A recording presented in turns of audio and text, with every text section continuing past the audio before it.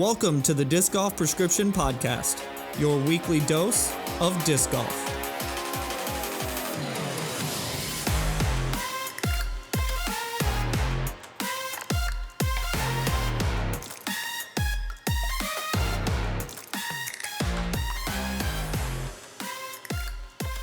Hello, and welcome back to the Disc Golf Prescription Podcast. I am your host, John Nicholson, and today I have with me Mr. Aaron Gossage. How are you doing today, Aaron? I'm doing great. Thanks for having me on here, John. Of course.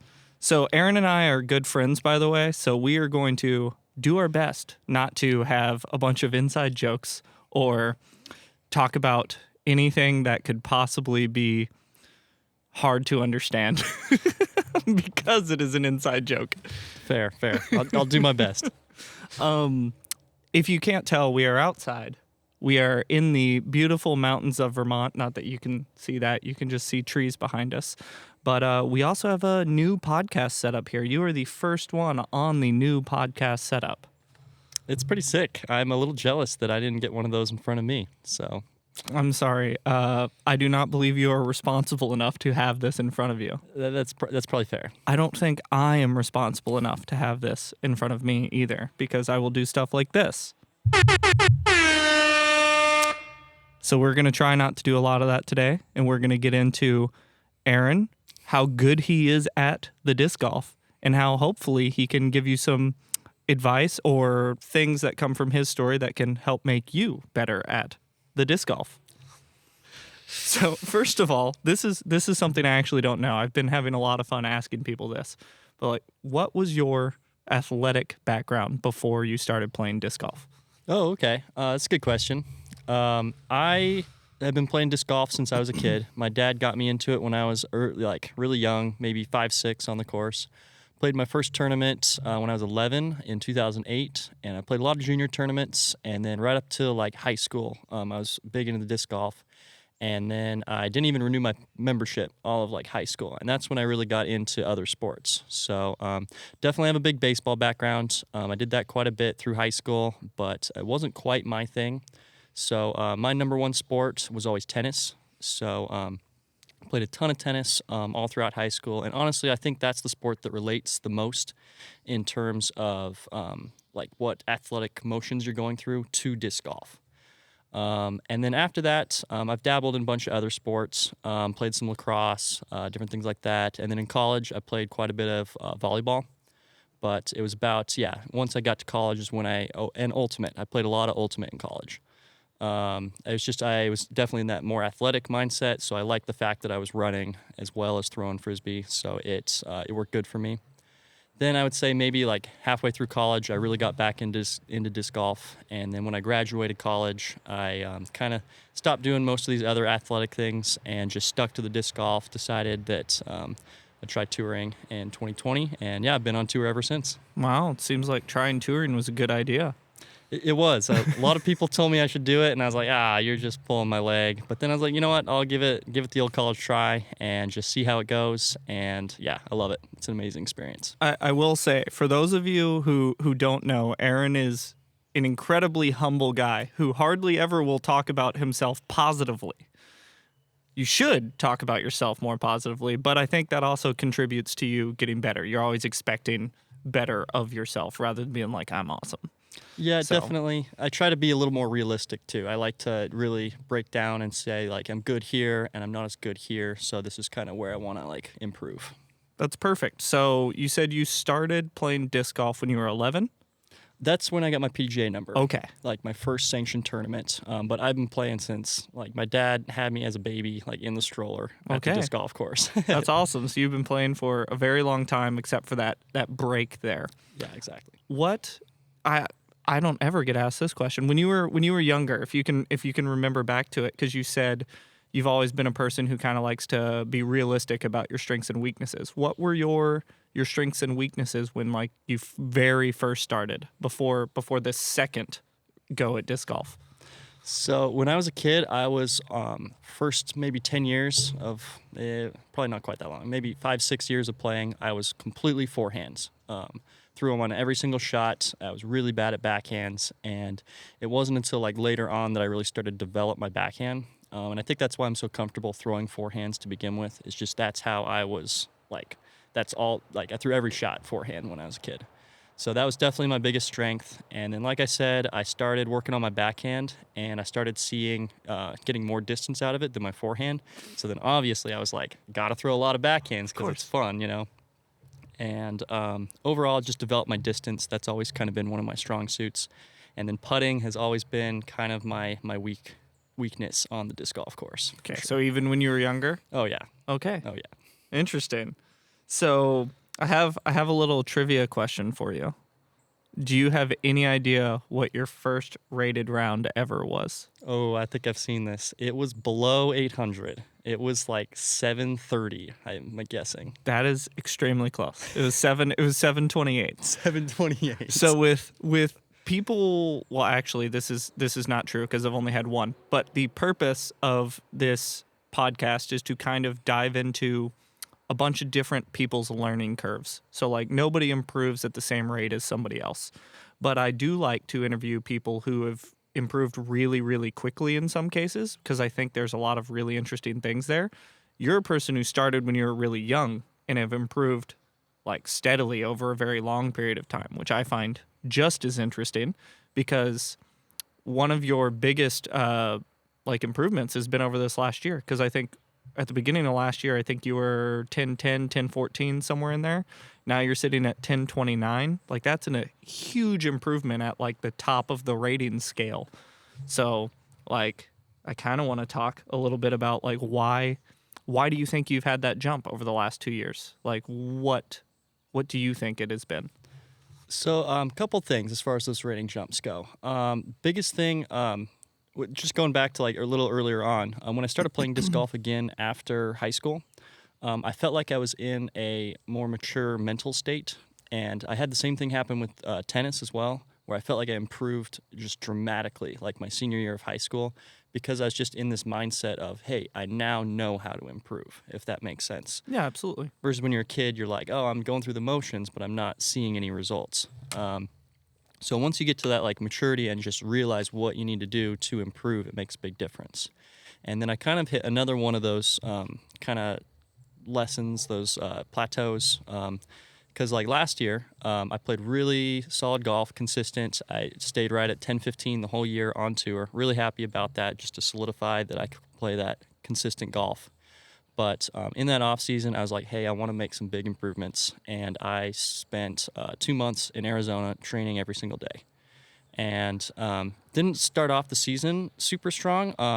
Like Vegas, I had a tough time. It just took me a little bit to get back into that tour mindset. But I think just having that grind, like I threw tons of drives, tons of upshots, tons of putts, and really got into it. And then my last big jump into the 1020s, 1029, that area, has just been that consistency off the tee and the putting green. So when I was a kid, I liked to throw far. So I'm like, hey, I can go for eagles. I want to be Eagle McMahon. I want to be Simon. I want to go for these shots. And I've really realized that the beauty of being able to throw far is the fact that I don't have to take risks. So I can go for those shots, but I found that I get far more consistent, better results when I play conservatively off the tee. And then the huge thing is just I've been putting hours and hours in on the putting green, and that's really been showing these past like month or so. That is so awesome, and I love the conservative mindset, because like I'll throw my play in here to the spot where he can play conservative, really overstable hyzers to. I have to throw full flex shot to, which is incredibly infuriating for me. But like if I could do that, that would be awesome, and that's a very mature mindset to have as well. Just be able to like, hey, I can get to this hole just playing completely safe. That's awesome. Yeah, it's interesting. I've heard some like interviews with Paul Macbeth where he says sometimes he'll just get too cute. He loves watching the way the disc flies, the shape of the disc, when that's not the most practical way of throwing the shot. And he'll admit to that himself, just being like, throwing a nice easy hyzer is probably the better way to do it, but it's more fun to throw the like shaped shot. It is. It's always tempting to be like, oh, I can do this shot. It's fine. But take the high percentage shots. I promise you, it always works out better. Awesome. You talked a little bit about kind of what your practice looked like when you were younger. You like to throw far, so you threw far a lot. You realized you could throw backhands farther than your forehands, and then obviously you can cough. Obviously you can crush both ways. What does your practice look like now apart from putting a lot more, like you said recently? So it's a little bit different between the off season and the regular season. But during the off season, basically, I would get up, I'd go to the gym, trying to stay healthy, active, build some muscle mass, and then I would go, putt for a significant amount of time, just because I like to break everything up with putting. Then I would go to the field work. I'd throw a bunch of shots, up shots, drives, stuff like that, till my arm was, getting to that point where it was a little bit tired. Then I'd usually play around. I think that a lot of times I play rounds when I'm tired, so just like, playing in that mindset is kind of a good way to go. And then at the end, I just putt until I lost my mind, and that'd be my day. I love that. I've had a few people talk to me about putting until they can't focus on putting anymore, which I think is also a really important thing. Like if you can't focus on your putting, it's not worth putting. So putting until you lose your mind. He's been putting on those noise canceling headphones lately, and no matter how loud you yell at him, you can't distract him. Yeah, for sure. One of the things I've been trying to do lately is putt for 30 minutes and then take a break. And you can do whatever you want in that break, but 10, 15 minutes off just to get your mind back before you start putting again. Those last few putts, you can just tell. You're like, oh, I missed that one because I wasn't focusing. So then I'm like, all right, let's just like make a couple here, take a break, and then get back into it. Awesome. Do you do anything specific with your putting? Like, whenever I've watched you practice putt, I never really pay attention to like exactly what type of routine or thing you're doing. Do you like to have a good mixture of just like repetition? Do you try to add pressure to some putts? And if you do, like, how do you do that? Yeah, so I do a wide variety of things. I try to keep my brain engaged by doing a bunch of different styles. I think that helps with the focus as well. But I'll pull this one from Eagle. I do this one quite a bit. I'll try to make 50 20-footers in a row. I think that 20-footers are an essential part to anyone's game, and it builds confidence is another good part of that. The other really nice thing about making 50 in a row is you get down to like 45, and you're like, hey, if I mess this up, I got to start over again. So it adds that little bit of pressure to it, like you're saying, and it's not that much pressure, but it's a little bit more, and I think that helps out a lot. Depends on how hungry you are and how bad you want to go inside. Yes, definitely. And I've been there for an hour before without making my 50 in a row and just been like, come on, man, you got to do this. I like right now I'm putting a lot from like circle's edge. I think that's the biggest place that I am losing strokes or could make up strokes. So that's kind of like that 30 to 40, 45-ish range for me. And if I can get that spot really dialed, that's where I'm building my confidence, making up strokes from that distance.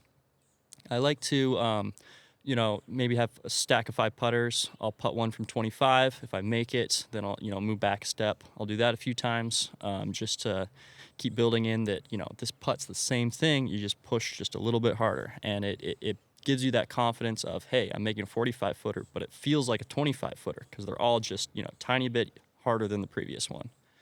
So a bunch of different things like that. And then, of course, I am known for missing short putts, tap-ins, that kind of stuff. So a lot of people don't do this, but when I am, coming and making my comebackers, I will go through and I will tap in my 10, 15-foot putts. Just because getting that speed, getting that exact what you want is something you also need to practice. Yeah, so, absolutely. I do not think you're known for it. I think you just are super hypercritical on yourself about it, which is fine because that makes you improve. Yeah, that might be true. Because I do not know you for it. Let's see. What? I completely lost myself on my notes because we got into putting. That was it. Field work type stuff. I know what I do think you're known for is absolutely mashing on a disc. So do you even work on distance anymore, or is that just there? What is your focus when you're working on your throwing, whether it be forehand or backhand, or if you do something different between the two? Yeah, definitely. When I'm doing field work, especially like during the season, one of my big things is just figuring out how all my discs fly. Usually we're at maybe a different elevation, different humidity, something like that. So I can't help myself. I love watching the disc fly far. So when I'm doing field work, I have to throw some long drives. And it's just fun. I think it builds muscle as well. So it's good to keep working out, in a relative manner. You don't want to push yourself too far. But I do a lot of, I'll put a basket out at a certain distance. I use my rangefinder a lot. So dialing in those distances, throwing my, zone forehand, zone backhands, making sure I can get them in the circle every time from, 200, 250, 300. Then I'll go out a little farther, do my fairway drivers. And then if I can, I'll try to do some shaped shots. I'll, try to find a gap or something that I try to hit over and over again. But overall, at the end of the day, I'm just throwing some long shots as well, seeing how they fly, getting that right turn out of them, and just trying to throw far. Awesome. No, I love it. And you succeed at throwing far. You've talked a little bit about working out or going to the gym. Do you have like a set workout routine during the season? I haven't been able to make one really work during the season. I find that it's so hit and miss on what you have available for yourself that's going to be one of my goals this off season is to find a routine that I can do every day regardless. And that way, if I have a gym, don't have a gym, I can make something happen. And then on top of that, every now and then I'll go like a week without going to the gym. And then I'll be like, oh man, this tournament's really important this next week. I don't want to be sore for it. And then I find excuses to not do it. So it's really tough on tour. And it's one of my big goals to make a consistent routine happen next year. I have the exact same issue just because like we go to Planet Fitness. Most people on tour go to Planet Fitness because it's just the most plentiful gym throughout the country, but there's still some stops like this one. Vermont doesn't have a Planet Fitness. Well, not where we're at. Emporia doesn't have a Planet Fitness. And so when you go to those places, like what do? Get a new gym membership for a week? It is a problem out on tour, surprisingly. Yeah, definitely. I did get a membership for the week at Emporia, but it was another one of those where I'm like, Worlds, I don't want to be sore. So I didn't end up doing too much. But when I do go, I really try to factor in cardio. I think that's one thing that a lot of people miss when they go, is just hiking up the hills, things like that, being able to get your heart rate back down. And it's a different style of, especially toboggans, some courses like that. If you can get your heart rate down to a reasonable level where you can focus on a putt after hiking up this massive hill, I think it makes a big difference. Awesome. I love that. That's not something you hear people talk about a lot. And under pressure, like regardless of how in shape you are, you notice that uptick in your heart rate. So if you're climbing a hill and you're playing really well, like you're like, oh, maybe I should have done more cardio. That's awesome. Does your workout routine change in the off season when you have some more consistency? Is there anything you focus on with it? Oh, for sure. The beauty of the off season is that last year I quit my job and became full-time touring professional, so I could just take that time and say, hey, this is my job. So every day I would make a routine out of it, go work out, go through all those steps to becoming a better player. And when I am working out, I just try to cycle through things. I've never been a big gym rat or anything like that, so I don't know the best way to do stuff, but I just try to cycle through my muscle groups and just hit cardio and core every day. Those are the two big ones, I think, for disc golf, and I don't think you really need as much recovery for those because it's harder to get a good pump, I guess. Yeah, it's much harder to get sore during those unless you're doing something very specific. Right. Very cool. This question actually comes from Steph because I want to get into this before I ask you the questions we always ask on this podcast, which are about what actionable steps you'd think a disc golfer could add to their game to get better. But what was your favorite or most memorable moment at Worlds? Oh, at Worlds. Yeah, and you can take a second. Good question. I haven't really looked back on it that much. It is crazy how little time you have to reflect going to the next stop, the next stop. Definitely. It doesn't have to be super crazy. Just anything that sticks out in your mind that you're like, man, that was awesome. So yeah, I'll give you a couple things. Very cool. So one of them was that final round, I lost the lead to Paul, and coming down that back stretch, he started playing really well. He birdied, a bunch in a row there, and so I was kind of in this mindset of you got to execute, you got to keep playing your game, put the pressure on. He will make a mistake eventually, and I just had that in my head, but I didn't believe it. And then on hole 15, I was like, wow, he literally just threw out of bounds, and he gave me this chance. And that was the first time in the last 9 holes that I felt like I had hope, if that makes sense. No, yeah, absolutely. And threw an amazing drive, tapped in the putt, and I'm like, wow, you're here. You've got a chance to do this. You birdie out, and you could win this. So that was a really interesting moment where my mindset kind of shifted. And then I went back a little bit. He tied it back up on the next hole, took the lead on the next hole, and then I was back in that mindset of, I need him to not mess up. But again, it was just like that. I have to execute. I don't have any choice here but to make these shots, happen. Couple other moments for you. Standing on the tee box on hole 16 in the playoff. I just took a moment and I looked at the crowd, breathed in the moment, and I was like, wow, this is what people dream of. This is what you play the game for. This is it. And I was really happy to take that moment to relax and just live in the moment and take it all in before throwing that shot. So I thought that one was kind of a cool moment. And then the last one I will say is, I was so sad standing on the island, watching all the stuff going on, and I was just super bummed. And got off the island, we're going up to an interview, and I saw my whole row of college disc golf players, all my colleagues that we used to play on the collegiate team with, and it was the first time all day where I was like, I smiled and I was happy, and I was like, wow, this is cool. So up until that moment, there were a lot of ups and downs, good moments, bad moments, but it was all stress, and that was that relief of just I don't have to do this anymore. I've got these people here just to support me. So it was a really cool moment. That was awesome. Yeah, they actually they drove overnight to get here, or to get to Emporia, not to get to Vermont, to get to Emporia, and Aaron didn't know they were there until the very end of the round. As he's driving off to the scoring and autograph tent in the golf cart, had no idea that they were there. That's so awesome. They were all wearing tie-dye shirts and stuff too. It's how did I miss them? They're plain as day. It was funny. You're focused. Just focused. They said I looked at him a couple times and just didn't even see him. Oh, goodness. I'm not surprised. I was so zoned in on that round that I wasn't thinking about anything else. That's so awesome. All right, down to the questions. So do you have any sort of advice for players looking to improve? Let's gear this first one towards beginners, people who are just getting started with disc golf. What do you think is an actionable tip they can add to their practice routines to start improving? Gotcha. I was going to gear this towards a little bit more of that tournament play, actually. That's perfect. Beginner tournament players. Right, exactly. Perfect.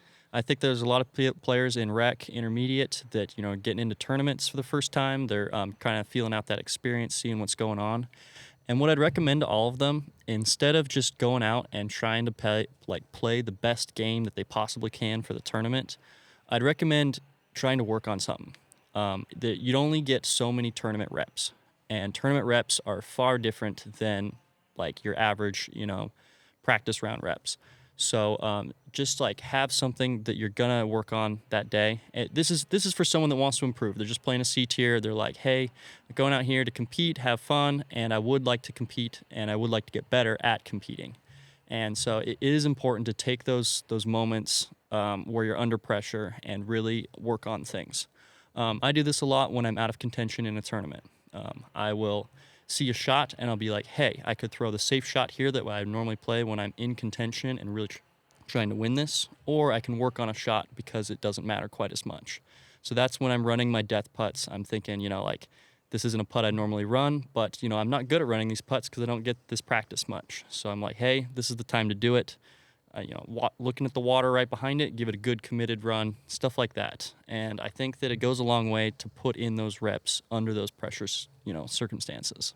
Well, yeah, it's really good preparation for the future, right?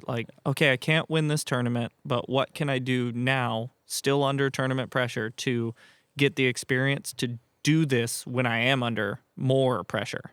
Like that's awesome. Right, and it's a really good way of keeping your mental game good. If you're playing a bad round and you're struggling, you're like, oh, what do I do? I'm just not having any fun out here. I'm struggling. I'm Bob on the box all day. Just try to think of a couple things to work on, and then you're making productive use of that time that normally you would just be frustrated and bummed out during. Yep, absolutely. That's great advice. All right, now to somebody who has more professional or even touring professional aspirations. What's some advice you think you'd give those players? Okay, I'm gonna stop you for 1 second and go Oh. kind of in the middle real quick. Okay. I think this is something big for any player that is a beginner and they just started throwing far. It's a very specific thing, but it happens all the time. I love specific. And if you're like a beginner player, you started playing for a while, you're at this level, and then all of a sudden your form is clicking, you're throwing a significant amount farther. You need to not get caught up in that idea of, oh, I can get a putter to the basket, I can throw a mid-range S to the basket, and think about what is the simplest thing I can do. And so many times, if you're throwing like 400 feet and you step up to a 300-foot hole, take your same driver, the same one you're throwing 400 feet, you're throwing way long, and put it out on a hyzer. It goes right to the basket so much more consistently than other shots. So really start to experiment with what you have as far as your distance and how you can use that to your advantage. I find that just being a big arm, it gives me an advantage on the longer holes, but it also gives me an advantage on the shorter holes because I can throw little slower discs and I can throw more conservative lines to get the same results. So that is a step that I don't see a lot of beginners do for a long time in there, kind of like, and it really separates the consistent, solid top-tier players from those that are still at that beginner-like mindset. Perfect. Do you is that the intermediate one, or do you have another one? Well, and then I've got one for the pros. I love it. This is something that has worked for me quite a bit, and it's more of a mental game tip. This is kind of for everyone, but I think it's especially useful for your top tier players, and that is you need to be happy with shots that you execute. This is just to keep you like sane on the course, keep you from getting frustrated, keep you from, falling into these slumps where you're like, what am I doing? Everything's there. So often I'll see someone make a 25-foot putt and they'll be like, oh, finally, thank God, And instead you should be like, dude, I just executed this shot. That's awesome. Go me. And just really getting that positive attitude for good shots that you execute. Instead of expecting yourself to execute these shots and being like disappointed when you don't and just being like, oh, that's just given when you do, really give yourself some encouragement because I try to take this mindset of any shot I step up to, no matter the circumstance, my only option is to execute that shot the best that I can.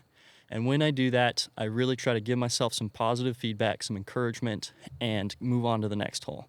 And you can build off that energy. I find that when I'm in this mindset, if I throw a bad shot, I miss a 40-foot putt, something like that, I'll be like, all right, we'll just move on to the next hole.